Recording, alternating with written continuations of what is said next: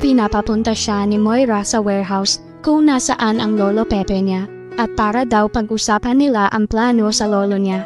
At walang nakakaalam sa Apex na umalis siya, kaya ang alam sa Apex ngayon ay nawawala siya. Samantala sa warehouse, hindi nagawa ni Don Pepe tumakas dahil bigla siya nahuli ni Balahadja. Bigla siya sinuntok ni Balahadja at sinabihan siyang, "Subukan mo ulit tumakas, kundi papatayin ka na namin." Kinakabahan si Don Pepe.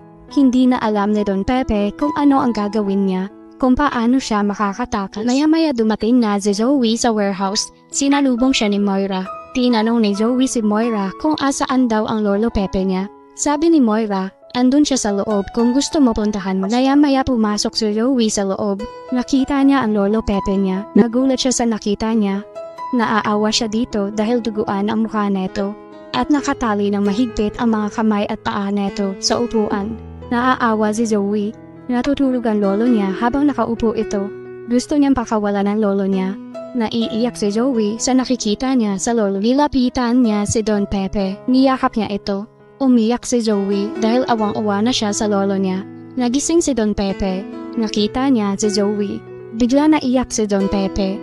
Sabi ni Don Pepe, "Zoe apo, tulungan mo ako." Umiyak si Zoe. Humarap siya kay Don Pepe.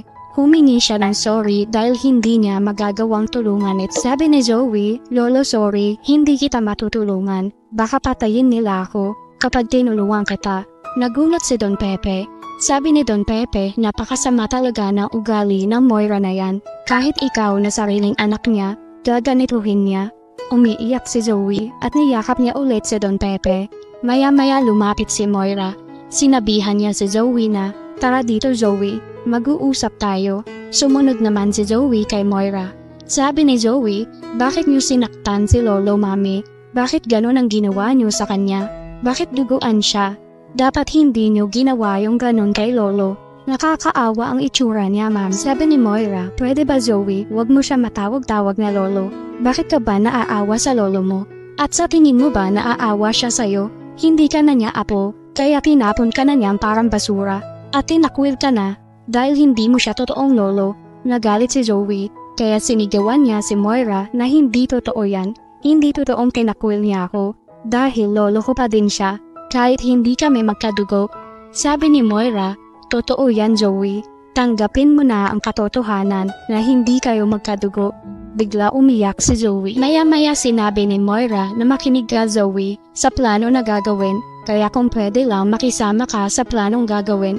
Hindi alam ni Zoe kung susunod ba siya sa mami niya dahil awang-awa na siya kay Don Pepe. Samantala sa Eastridge Hospital, nagpunta sila Giselle, Robert at Annalyn. Habang nasa hallway sila, may nakapagsabi kay Giselle na nawawala daw si Zoe sa Apex. Wala daw ngayon sa Apex. Hindi nila alam na nasa likod lang nila si Doc Carlos. Nakikinig ito. Nang narinig ni Doc Carlos ang sinasabi ni Giselle na nawawala si Zoe, bigla siya nag-alala at bigla siya sumagot sa likod na nawawala si Zoe. Sabi ni Giselle, "Ano naman sa'yo ngayon Carlos kung nawawala nga si Zoe?" Kinabahan si Doc Carlos. Sabi ni Doc Carlos, "Baka naman hindi nawawala. Baka umiiwas lang siya sa mga taong pinag-iisipan siya ng masama." Nagtaka si Giselle sa sinabi ni Carlos. Nakatingin naman si Carlos kay Annalyn. Nakatingin din si Annalyn kay Doc Carlos. Nagtataka na si Annalyn. Sabi ni Giselle, "Bakit parang mas pumapanig ka pa ata kay Zoe?" Sabi ni Carlos, "Hindi ako pumapanig kay Zoe at wala akong koneksyon sa kanya." Sobrang nagtataka na talaga si Annalyn. Kaya tinanong niya si Carlos na, "Kung wala ka po koneksyon sa kanya, bakit ka po tumatawag sa kanya kanina?" Kinabahan si Doc Carlos. Hindi siya agad makapagsalita. Nag-iisip siya kung ano ang sasabihin niya. Sabi ni Doc Carlos, "May itatanong lang sana ako sa kanya kanina, kaya tumawag ako sa kanya. Kaso hindi naman sumasagot, kaya hindi na ako tumawag ulit. Tsaka iniisip ko na baka nagkita na kayo ni Zoe. Nag-aalala lang ako sa'yo Annalyn, kaya gusto ko tanungin si Zoe kung nagkita ba kayo. Dahil sabi ng nanay mo, pupunta ka ng Apex para maghanap ng ebidensya." Sabi ni Annalyn, "Bakit hindi ako ang tinawagan niyo, Doc Carlos?" Sabi ni Carlos, "Hindi kita makontak, baka nawalan ka ng signal. At gusto ko din tumulong sana sa paghahanap kay Don Pep." Natahimik si Annalyn, ngunit hindi pa din naniniwala si Giselle sa sinasabi ni Carlos. Iba ang kutob niya kay Carlos. Parang may kakaibang tinatago ito. Maya-maya nagpaalam na si Robert at Giselle kay Annalyn at umalis na din si Carlos dahil may gagawin pa daw ito. Ngunit bago siya umalis, nagsabi siya kay Robert na huwag kayong mag-alala, tutulong ako sa paghahanap kay Don Pepe. Nagpasalamat naman si Rob. Samantala sa bahay ni Doc Carlos, pumunta sila Harry at Regan. Ngunit ang hindi nila alam nila Harry ay nasa loob ang inutusan na tao ni Moira para saktan si Lynette.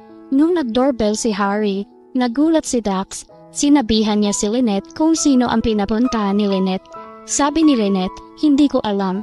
Pupuntahan sana ni Lynette ngunit bigla siya pinigilan ni Dax. Sinabihan siya ni Dax na, ganito ang gagawin mo. Huwag ka magpapahalata na andito kami. Ayusin mo ang sarili mo, kundi papatayin ka namin.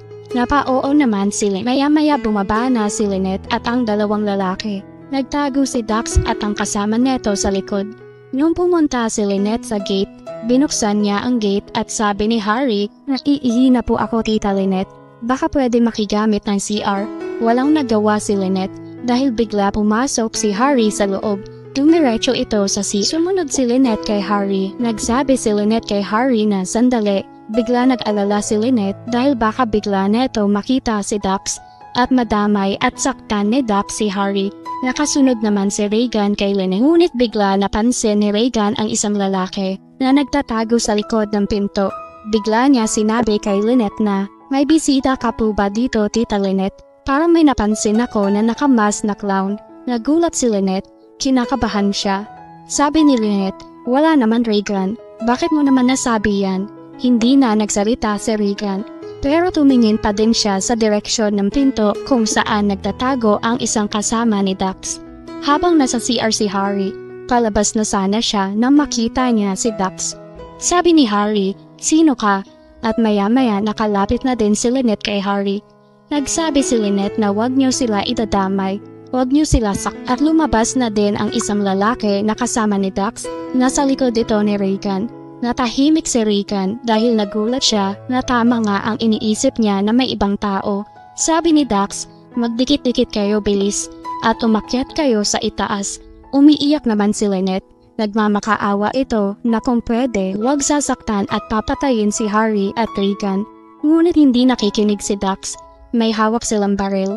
Nakatutok ito sa kanilang samantala si Harry nag-iisip siya kung paano makakatakas. Nagulat siya sa pangyayari. Nakikita niya ang Tita Lynette niya na nag-iiyak ito habang nagmamakaawa na kahit siya na lang daw ang saktan, wag lang daw sila idamay. Iniisip ni Harry na kailangan nila lumaban. Ngunit paano may mga baril na hawak? Napatingin siya kay Regan at ganon din si Regan tumingin sa kanya. Nagpaplano silang dalawa. Sabi ni Harry, sana daw ay maintindihan ni Regan kung anong plano ang gagawin nila dahil hindi sila pwedeng mag-usap. Madami-dami pa tayo aabangan, kaya huwag kalimutan mag-subscribe sa aking channel.